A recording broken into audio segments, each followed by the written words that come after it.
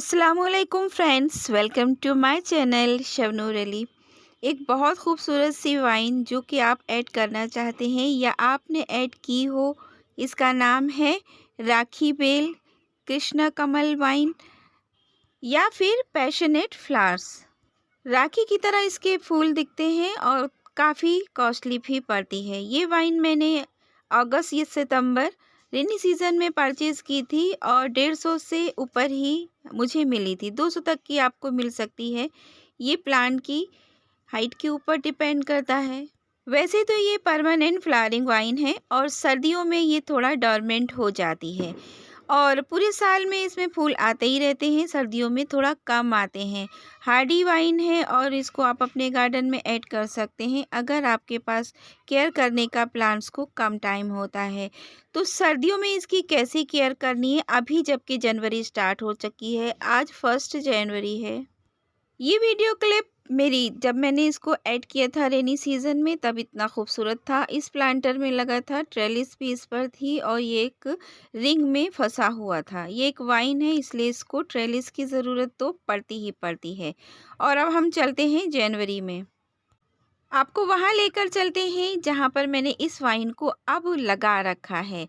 तो मैंने इसको टॉप फ्लोर पर लगा रखा है जहाँ पर बिल्कुल तेज़ धूप होती है और आजकल तो सर्दी भी है। तो आप मौसम देख सकते हैं, कोहरा है। ये देखिए मैंने स्टेयर्स पर रख रखा है और आजकल इसके पत्ते येलो पड़ रहे हैं। वो तो सभी प्लांट्स के, परमानेंट प्लांट के, क्योंकि ये अपने रेस्टिंग टाइम में है तो येलो ही हो रहे हैं। लेकिन कैलेंडकोई में फ्लावरिंग हो रही है।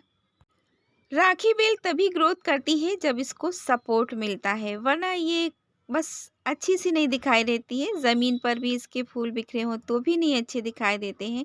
तो मैंने इसको यहाँ रस्सियों के सहारे बांध रखा है और ये इसमें टेंड्रिल्स होते हैं जिससे कि ये खुद ही रस्सियों को पकड़ लेती है या आसपास के प्लांट्स पर चढ़ जाती है। और अगर ये अपने ग्रोथ टाइम पर होती है तो सभी प्लांट्स को ये ख़राब भी कर सकती है, इतनी तेज़ ब्लूम करती है और इतनी स्पीड से ये फैलती है। तो आजकल इसके पत्ते क्योंकि ख़राब हो रहे हैं तो इससे डरना नहीं है।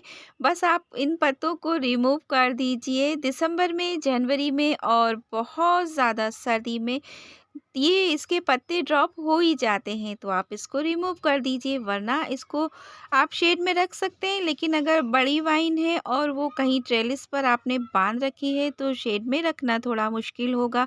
पर आप फिक्र ना कीजिए, उसको जहाँ है वहीं रहने दीजिए, पत्ते रिमूव कर दीजिए। प्रूनिंग इस टाइम बिल्कुल ना कीजिएगा, ना हार्ड प्रूनिंग ना सॉफ्ट प्रूनिंग। आप देख सकते हैं कि इसमें मैंने 1 महीने पहले थोड़ा सा गोट मैन्योर ऐड किया हुआ था और अभी मैं फिर इसमें देने वाली हूँ, क्योंकि फिर 1 डेढ़ महीने तक तो देना नहीं है, तब तक दोबारा टाइम हो जाएगा तो मैं इसमें दे दूँगी।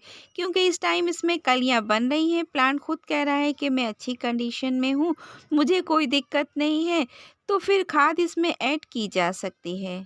1 महीने पहले जब मैंने इसमें गोट मैन्योर दिया था, थोड़ी-सी गुड़ाई कर दी थी और बीच-बीच में थोड़ा बहुत मैंने इसमें दूध का फर्टिलाइज़र बनाकर डाला था, क्योंकि मैं सारे प्लांट्स को देती हूँ तो थोड़ा बहुत डाल देती हूँ, जिससे कि इसकी ग्रोथ तो काफ़ी अच्छी हुई और ये छोटे प्लांट से एक बड़ी वाइन तब्दील हो गई। बहुत ज़्यादा बड़ी इस टाइम इसलिए नहीं क्योंकि बहुत ज़्यादा सर्दी थोड़ा होने लगी है। लेकिन ये फूलों के लिए तैयार है क्योंकि कलियां बन रही हैं तो इसको थोड़ी-सी ताकत की ज़रूरत है और प्लांटर भी बहुत बड़ा नहीं है, थोड़ा छोटा है, तो खाद तो ऐड करते ही हैं। वाटरिंग का ख़ास ख़्याल रखिएगा, जब तक कि पानी सूख ना जाए टॉप लेयर इसकी मिट्टी की, तब तक आप इस पर वाटरिंग ना कीजिएगा, वरना वाटरिंग से इसकी जड़ें गल सकती हैं। प्रोपेगेट करने का भी अभी टाइम नहीं है, इसका प्रोपेगेशन इसकी स्टेम्स के ज़रिए होता है या फिर सीड्स से होता है। लेकिन अगर इसके अभी सीड्स है ही नहीं तो कैसे प्रोपेगेशन करेंगे।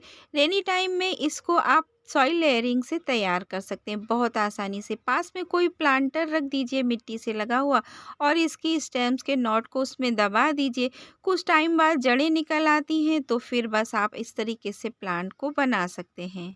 अभी तो मैंने थोड़ा-सा गोट मैन्योर राख के साथ मिलाकर इसमें डाल दिया है, क्योंकि ये एक गरम खाद होती है तो इसको सर्दी से लड़ने की ताकत देगी। वैसे यहाँ लखनऊ में अभी इतनी ठंडक तो नहीं पड़ी है, रात के टाइम थोड़ा कोहरा होता है और यहाँ 2-1 दिन में धूप निकल ही आती है, तो ऐसा मौसम तो ठीक है इसके लिए।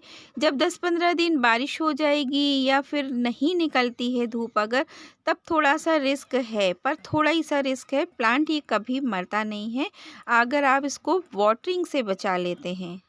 बहुत से लोग ये कह सकते हैं कि इसका डोरमेंट टाइम है तो इसको खाद क्यों दे रहे हैं? तो फिर मेरा यही जवाब होगा कि अगर प्लांट्स कलियों पर है और खिलने पर है तो उसको तो कुछ खुराक चाहिए, और रेस्ट में जाने से पहले, सोने से पहले इंसान खाना खाकर ही सोता है, तो इसको भी तो ताकत की ज़रूरत है। जिस जगह पर बहुत ज़्यादा टेम्परेचर लो हो जाता है, ज़्यादा ही कड़ाकेदार सर्दी हो जाती है, वहाँ पर थोड़ी-सी दिक्कत होती है। लेकिन जिस जगह पर धूप निकलती है हर एक 2-2 दिन में, तो फिर वहाँ ऐसा कुछ नहीं होता है। प्लांट्स के साथ ये डोरमेंट भी कहो ना हो और फ्लावरिंग करते ही करते रहें।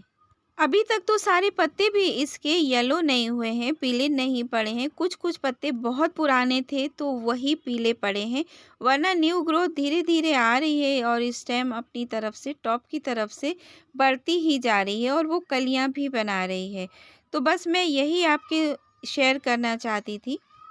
अगर आपने भी पैशनेट फ्लावर की ये वाइन लगा रखी है तो फिर इसको यही ट्रीटमेंट दीजिए और बचा लीजिए, और फिर तो ये आपके पास लाइफ टाइम बनी ही रहती है। परमानेंट वाइन है ना, इस वजह से। और ऐसे पौधों को ग्रो भी करना चाहिए जो थोड़ा सरदर्दी कम बनते हो, जिन्हें कम खुराक की और कम केयर की ज़रूरत पड़ती हो।